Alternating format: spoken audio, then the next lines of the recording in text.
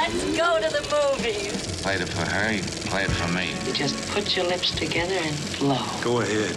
Make my day. Fasten your seatbelts. It's going to be a bumpy night. I got a bad feeling about this. I have a feeling we're not in Kansas anymore. Frankly, my dear, I don't give a damn. Welcome to the Classic Film Club with Richard Kuipers.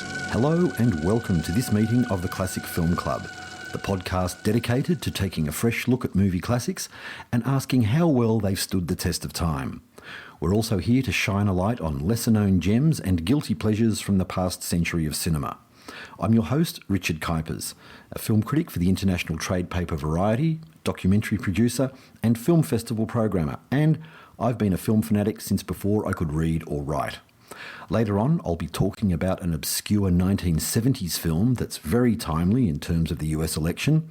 But first, I want to take us into the world of suspense with the master himself, Alfred Hitchcock. Hitchcock was more than just the master of suspense. He was also a master showman and publicist, whose name has become an adjective to describe films that employ techniques he established and perfected. Hitchcockian is how critics and buffs describe certain types of thrillers and suspense films, in much the same way as Orwellian describes science fiction films set in dystopian futures, and Fellini-esque is shorthand for films with flamboyant visuals that invoke the atmosphere of a circus or a carnival. Born in 1899, Sir Alfred Joseph Hitchcock directed 54 feature films, starting with The Pleasure Garden in 1925 and ending with Family Plot in 1976. In the 1950s and 60s, he presented over 350 episodes of the TV series Alfred Hitchcock Presents and The Alfred Hitchcock Hour, which helped launch the careers of many fine filmmakers. More about that later. Hitchcock received 5 Oscar nominations for Best Director without winning one, but he did receive the Academy's Irving G. Thalberg Memorial Award in 1968. I will now recite his acceptance speech in its entirety. Thank you very much indeed. Alfred Hitchcock is one of the most written about and analysed filmmakers of all time. He worked almost exclusively in the studio system. His films had big stars and were commercially minded productions for mainstream audiences. But such was his mastery of technique, he was also revered and celebrated by critics and scholars who saw him as not merely a filmmaker, but a great artist with a distinctly personal, identifiable style. Unsurprisingly, it was French critics in the 1950s and 60s that first championed Hitchcock. One of these was Francois Truffaut, who was so severe on some respected French filmmakers such as Jean Renoir and Robert Bresson that he became known as the gravedigger of French cinema. But Truffaut, who became a filmmaker and created cinema classics such as The 400 Blows and Day for Night, admired Hitchcock, and he interviewed him for 50 hours on August the 13th, 1962, Hitchcock's 63rd birthday. The tapes took 4 years to translate and to organise, eventually being published in 1967 as Hitchcock Truffaut. It remains one of the most fascinating and important movie books of them all. Do track down a copy if you can. It's fantastic reading. The renowned British critic and author John Russell Taylor said in 1978 that Hitchcock was the most universally recognisable person in the world. He also called him a straightforward, middle-class Englishman who just happened to be an artistic genius. The son of an East End greengrocer, Hitchcock entered the British film industry in 1919, working at Islington Studios as a designer of intertitles or title cards, those used in silent films to convey dialogue and plot information. Hitchcock's Islington Studios connection is interesting and important in British film history. Islington was also known as Gainsborough Studios and was closely associated with Gainsborough Pictures, producers of fine movies including The Wicked Lady, Fanny by Gaslight, and Alfred Hitchcock titles of the 20s and 30s, such as The Man Who Knew Too Much, Secret Agent and Sabotage. Islington Gainsborough Studios were demolished to make way for apartments in 2004. The most striking feature of today's Gainsborough Studios apartments complex is a spectacular 5-storey high steel sculpture of Alfred Hitchcock's unmistakable face. But long before Hitchcock began working in the movies, he had an experience that would shape his life and have a huge impact on his work. When he was 5 years old, even before he began his strict Catholic Jesuit education, with all its teachings on guilt and fear, young Alfred Hitchcock was given a note by his father and told to deliver it to the local police station. After handing over the note, the boy was taken to a cell and locked in for 5 minutes. "That's what we do with naughty boys," said a policeman after releasing the youngster. The incident instilled a lifelong fear of police in Hitchcock, to the point where he wouldn't even drive a car, so great was his anxiety about the possibility of getting a ticket. As late as 1973, Hitchcock went on the record admitting he was, quote, "scared stiff of anything to do with the law." Hitchcock's fear of police is just one small component in an array of obsessions, fetishes and perversions that shaped how he made films and how he treated his stars, especially blonde females such as Grace Kelly, Kim Novak and Tippi Hedren. As his career progressed, Hitchcock's treatment of female characters drew much attention, and it remains a principal lens through which we see his films, starting with his first big success, The Lodger in 1926, and especially those from the 1950s onwards. As British broadcaster and journalist Bidisha wrote in The Guardian in 2010, "There's the vamp, the tramp, the snitch, the witch, the slink, the double-crosser, and, best of all, the demon mummy. Don't worry, they all get punished in the end." The most important woman in Hitchcock's life was undoubtedly his wife, Elma Revell. Revell began working at Twickenham Film Studios as a tea girl in 1916, at the age of 16, before becoming an editor at Paramount's famous Players Lasky production company. She wrote about editing. "The art of cutting is art indeed, with a capital A, and is of far greater importance than is generally acknowledged." Alma and Alfred first worked together on the 1923 production Woman to Woman, she as editor, he as co-writer and art director. They married 3 years later and remained together until his death in 1980. At a time when few women occupied senior roles in film production, outside of wardrobe, hair and set dressing, Alma moved from editing to screenwriting. Her name appears on the screenplay of many Hitchcock films, including Murder, Juno and the Paycock, and Rich and Strange in the 1930s, Shadow of a Doubt, Suspicion and the Paradine Case in the 40s, and Stage Fright from 1950, starring the great Marlene Dietrich. Hitchcock's career falls into several very broadly categorised stages, beginning with the British films that made him famous in the 30s and opened the door to Hollywood.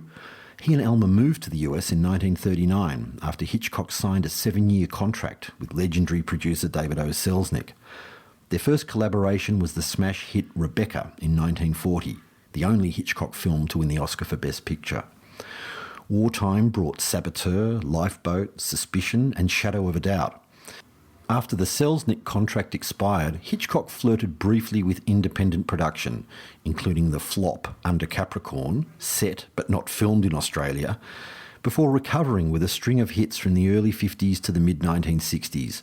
This was Hitchcock's golden age. Rear Window, Dial M for Murder, North by Northwest, Strangers on a Train, The Man Who Knew Too Much, and Vertigo, the 1958 film that many critics and viewers didn't really get at the time. In 2012, Vertigo ended Citizen Kane's 50-year run as the greatest film of all time in the British Film Institute's highly respected Sight and Sound Critics Poll. With the studio system in its dying days and younger audiences wanting more realistic treatment of strong adult subject matter, Hitchcock took the biggest gamble of his life with Psycho in 1960. It paid off brilliantly, and it led to The Birds and Marnie, two of his most psychologically unsettling films. Hitchcock's 1960s ended on a tepid note, with the inconsequential thrillers Topaz and Torn Curtain, before he bounced back into form with Frenzy in 1972 and his final feature, the delightful caper Family Plot in 1976.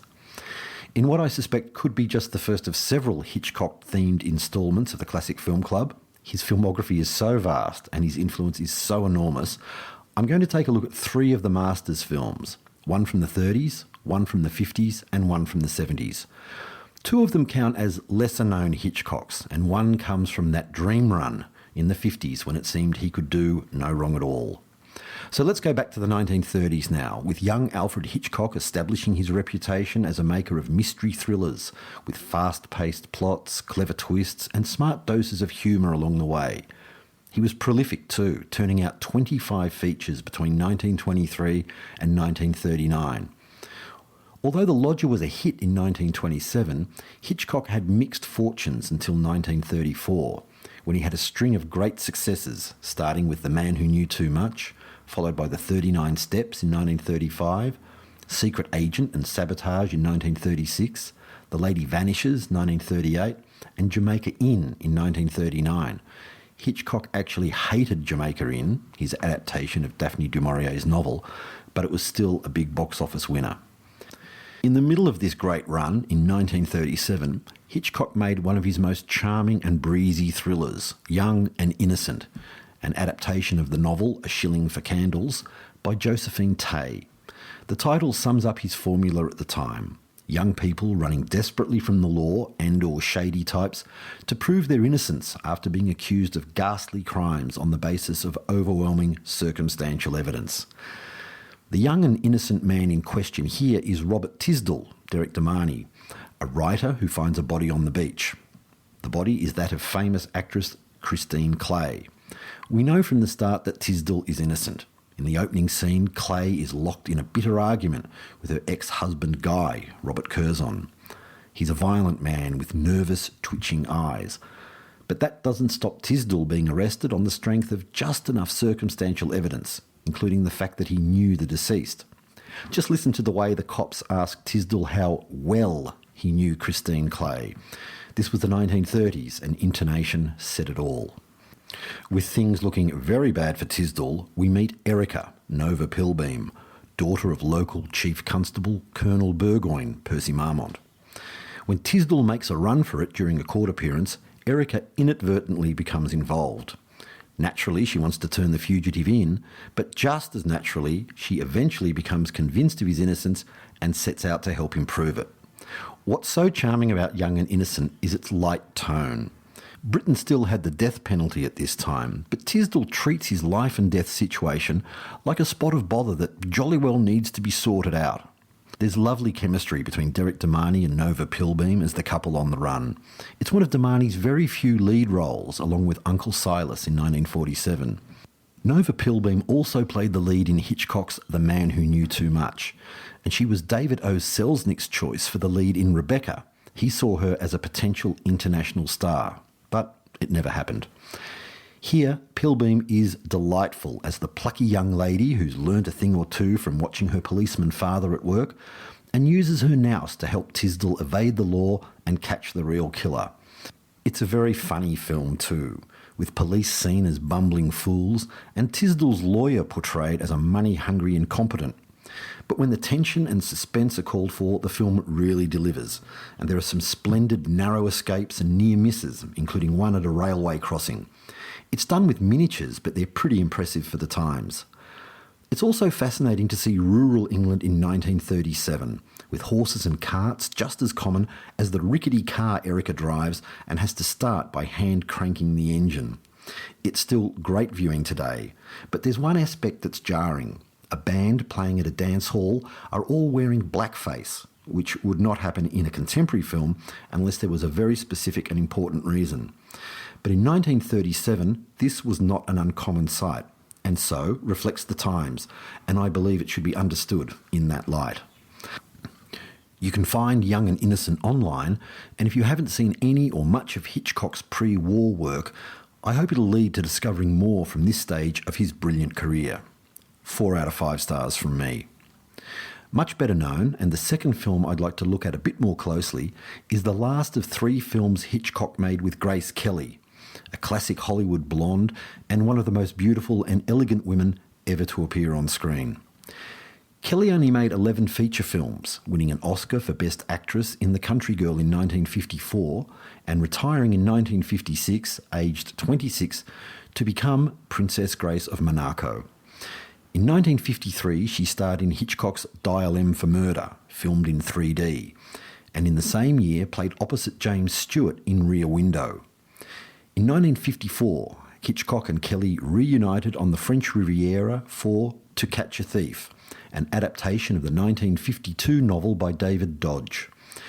To Catch a Thief was filmed in glorious Technicolor and VistaVision, the fine-grain, high-definition 35mm format used by Paramount Pictures from 1954 to 1961, and later used for special effects photography on a decent little sci-fi film called Star Wars.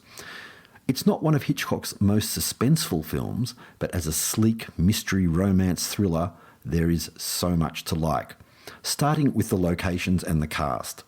Kelly doesn't appear until the 32nd minute, which must be some sort of record for the top-billed actor in a big Hollywood film.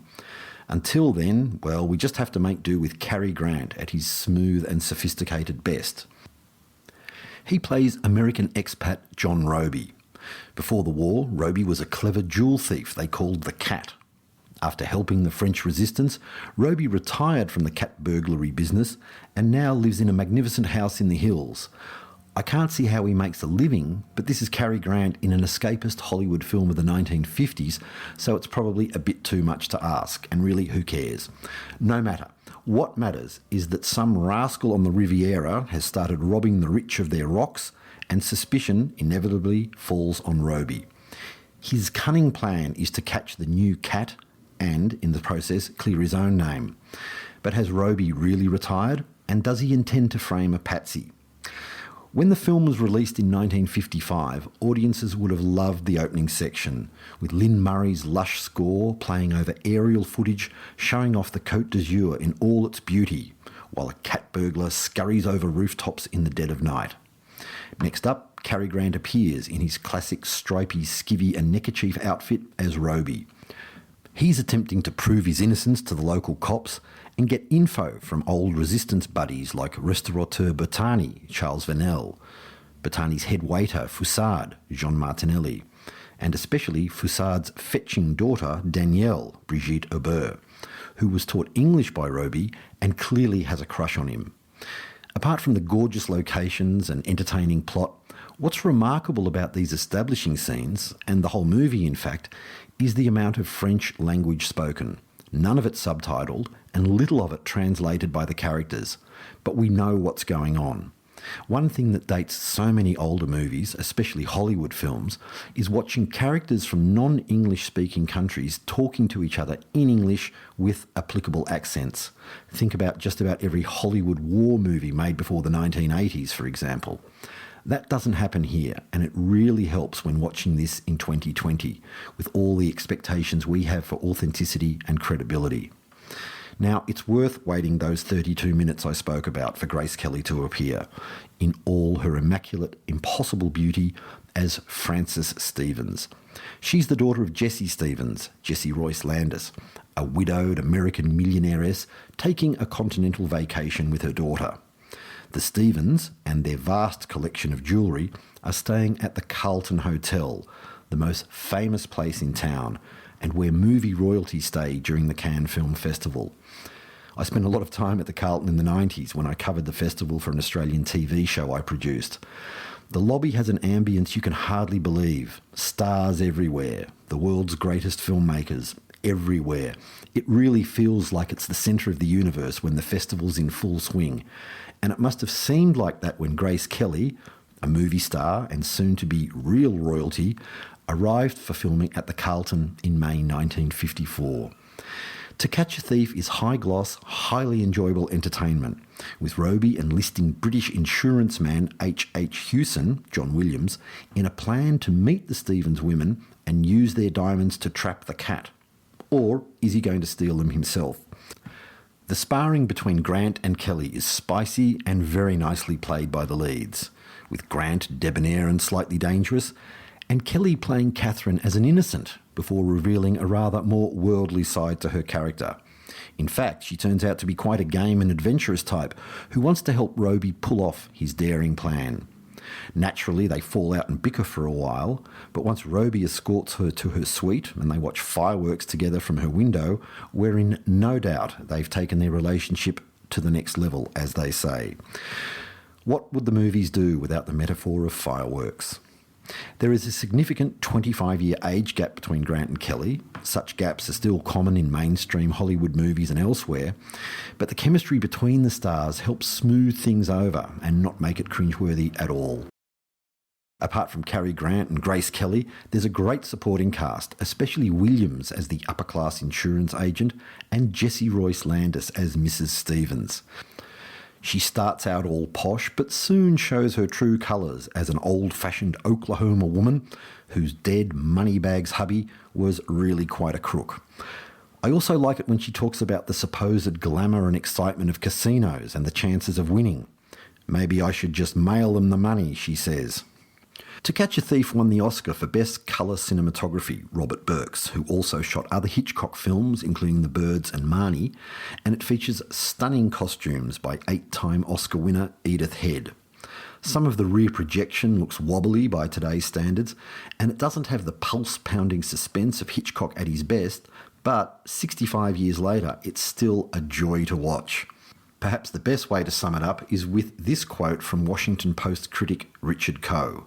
When the film was first released, Coe called it one of those deluxe pictures in which everyone lives in glorious workless luxury on the French Riviera, looks wonderful, speaks amusingly, and is unconcerned with transit strikes or hurricanes. I loved every minute of it. I did too. 4.5 out of 5. Before I take a look at one of Hitch's final films, it's worth a detour to mention his work in television. From 1955 to 1965, Hitchcock hosted and sometimes directed episodes of Alfred Hitchcock Presents and the Alfred Hitchcock Hour.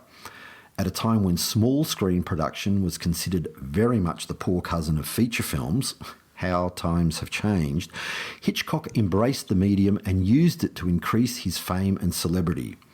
Is Alfred Hitchcock still the most recognisable name of any film director ever? Scorsese, Kubrick, Tarantino, Nolan? 40 years after his death, Hitchcock must still be at the top, or very close to it. But back to his TV work, just briefly, because it didn't just provide a great stage for Hitchcock. It also provided a place for young, up-and-coming filmmakers and unfairly forgotten directors to show their wares, just as shows like The Twilight Zone would do in the 1960s. Here's just a small selection of directors that worked on Alfred Hitchcock Presents and the Alfred Hitchcock Hour.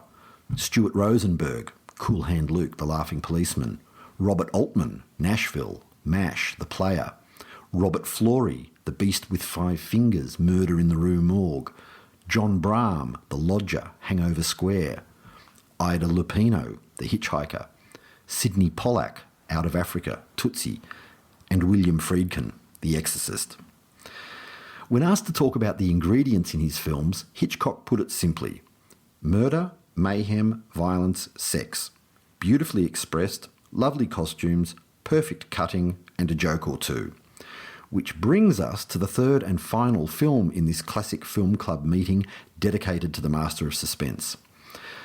After the disappointments of Topaz and Torn Curtain, both espionage thrillers, Hitchcock returned to England in 1972 with, indeed, murder, mayhem, sex, violence, and a joke or two in mind.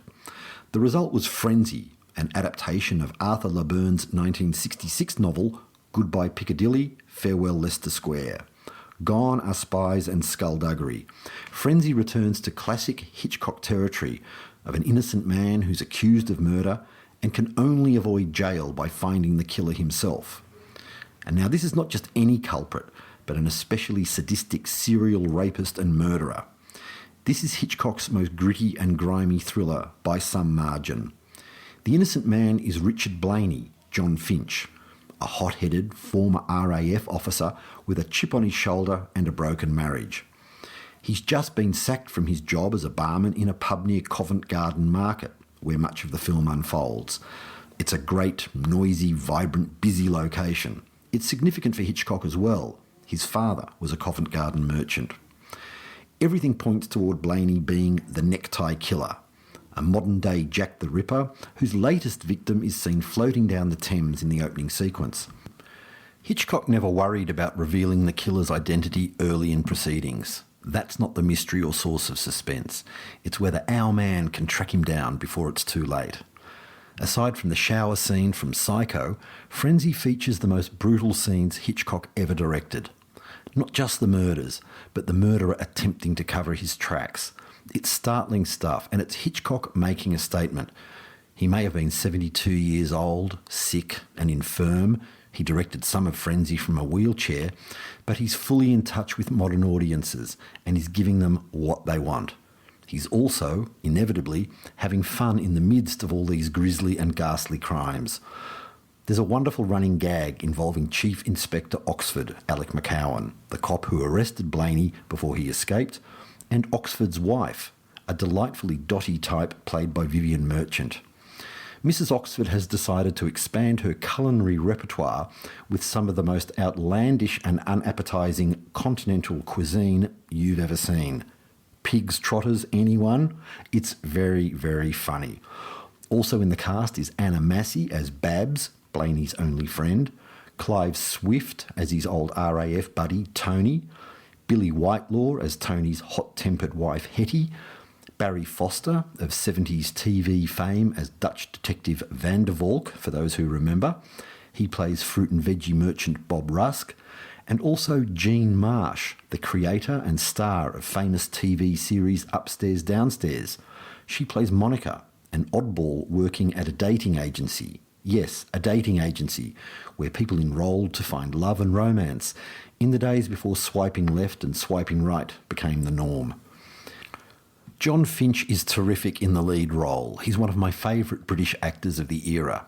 Finch also appeared in Lady Caroline Lamb, The Vampire Lovers, a juicy hammer horror, and he'd just played Macbeth in Roman Polanski's 1971 film before starring for Hitchcock. Not bad, straight from Polanski's set to Hitchcock's set. Written by Anthony Shaffer, also the writer of British classics Sleuth and The Wicker Man, Frenzy was a big hit, both critically and commercially, and it stands up really well today. But there is one glaring moment, a bit like that scene I mentioned before from Young and Innocent. It's so dramatically of its time and really sticks out in 2020. Here, a couple of middle-class, middle-aged men are discussing the necktie killer. One of them makes a comment about the nature of his crimes, rape and murder, that would outrage audiences today, and rightly so. But in 1972, it's just part of the conversation. Listen for it. They're in a pub at the time. It's just a very brief scene with characters we never see again, but it's there, and you can hardly believe what's said. Frenzy was Hitchcock's penultimate film. He returned to Hollywood to make Family Plot in 1976, a film I like a lot, especially with its cast, including Barbara Harris, Bruce Dern, William Devane, and Karen Black, the immortal Karen Black, fresh from her role as Chief Stewardess Nancy Pryor in Airport 75. Sir Alfred Hitchcock passed away on April 29, 1980. His films will shorten the breath and quicken the pulse of audiences forevermore. You know how to whistle, don't you? You just put your lips together and blow. You're listening to the Classic Film Club with Richard Kuipers. Now to our Hidden Gems segment. You might be joining this meeting of the Classic Film Club before, during or after the US election on November the 3rd. After watching the Trump-Biden debate, can we even call it that, and with so many conspiracy theories in the air these days, I was reminded of Winter Kills, a great black comedy conspiracy thriller from 1979. Directed by William Rickett and starring Jeff Bridges, Winter Kills flopped on first release and was quickly withdrawn from circulation in the US. It only received a tiny release in Australia in 1981. I was at school then, and I remember taking the Red Rattler train over the Harbour Bridge to see it at the only place where it was screening, the great Walker Street Cinema in North Sydney. Winter Kills is based on the 1974 novel by Richard Condon. He also wrote The Manchurian Candidate and Prizzi's Honour. The central character is Nick Keegan, played by a young Jeff Bridges. 19 years ago, Nick's brother, United States President Timothy Keegan, was assassinated during a motorcade. An investigation declared President Keegan was killed by lone gunman Willie Arnold. Before Arnold could stand trial, he was killed by nightclub owner Joe Diamond. Does this sound familiar? Yes, it's the JFK assassination with names and places changed, but all the key ingredients are in place, including family patriarch Pa Keegan, one of the USA's richest, most powerful and most corrupt men, just like Kennedy patriarch Joe Kennedy, or Bootlegger Joe as they called him. Pa Keegan is brilliantly played by John Huston, director of American classics including The Maltese Falcon. Huston said acting was much easier than directing, and in a proper world he would have at least been Oscar nominated for his performance here. The fabulously complicated plot kicks off with Nick receiving information about the assassin's rifle being hidden in a drain pipe in a Pennsylvania office block. From there it snowballs into a wild adventure, with Nick following leads involving organised crime figures, Cuban connections, sinister surveillance types, a crazed millionaire who uses army tanks and rockets for recreational purposes, and, of course, Hollywood movie stars. The further Nick investigates, the muddier the waters become, and the more people around him start dying. It's a dizzying, dazzling film that, for all its flights of fancy and jet-black humour, rings true at its core. You don't have to be a conspiracy theorist to believe this is exactly how political power is attained and maintained. As one character says, "They will pile falsehood upon falsehood until you can't tell a lie from the truth and you won't even want to. That's how the powerful keep their power." Does this remind you of any well-known political leader and the tactics he's employed? Winter Kills was filmed by the legendary cameraman Vilmos Zsigmond, Close Encounters of the Third Kind, The Deer Hunter, and it has an amazing cast, including Anthony Perkins, Sterling Hayden, Elizabeth Taylor, Richard Boone, Eli Wallach, Japanese legend Toshiro Mifune, and Dorothy Malone, who won an Oscar in Douglas Sirk's 1956 masterpiece, Written on the Wind. But perhaps the most fascinating cast member is Australian Belinda Bauer. She plays Nick's elusive and mysterious girlfriend Yvette. Belinda Bauer was born Belinda Taubman. Her family founded Taubman's Paints. She moved to the US and became a successful New York model in the 70s. This was her film debut, and the following year she starred with Jeff Bridges again in The American Success Company, also directed by William Rickett. Belinda also appeared in Flashdance and RoboCop 2 before retiring from acting and becoming a psychologist. Winter Kills also has an incredible production history. The original producers were drug dealers, Robert Sterling and Leonard Goldberg. They ran out of cash, forcing the production to declare bankruptcy. Goldberg was shot dead before the film was finished, and Sterling ended up being sentenced to 40 years in prison. Yet somehow the film was finished, largely because cast and crew worked for little or no money at various times. And we need to be thankful for that, because this is one of the great American conspiracy films. It's more timely, relevant and funny now than when it was released.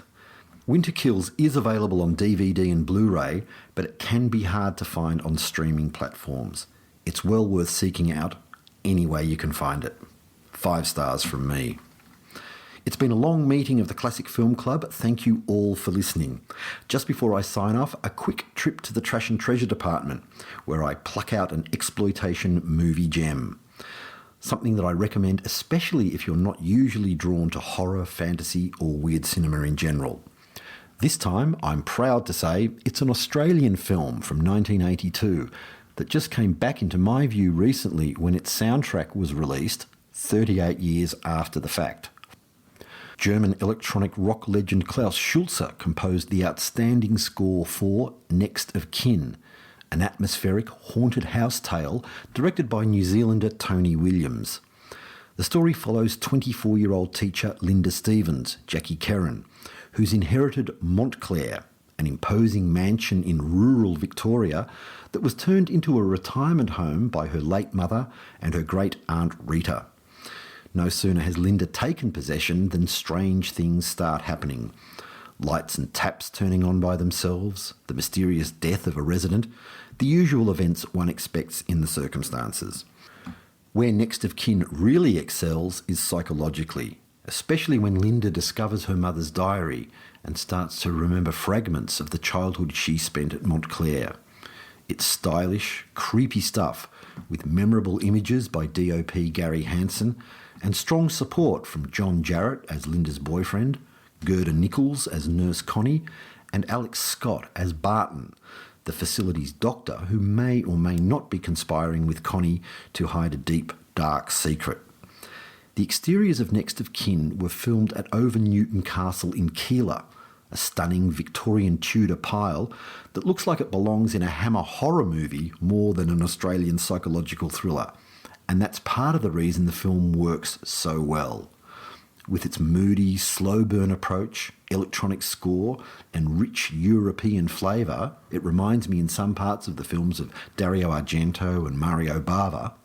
Next of Kin stands out as a highly unusual and highly effective Australian horror movie. It disappeared pretty quickly from view in 1982 and has just resurfaced on Prime Video. It's an obscurity worth investigating. And I'll be back to investigate, assess and reassess more classic and offbeat movies soon in the next meeting of the Classic Film Club. Thank you for listening. Bye for now. You can't go now. The work here is done. I love a happy ending. You've been listening to the Classic Film Club with Richard Kuipers. Available on Apple Podcasts, Google Podcasts, Spotify, iHeartRadio, or wherever you get your podcasts. This has been another quality podcast production from Bytes.com.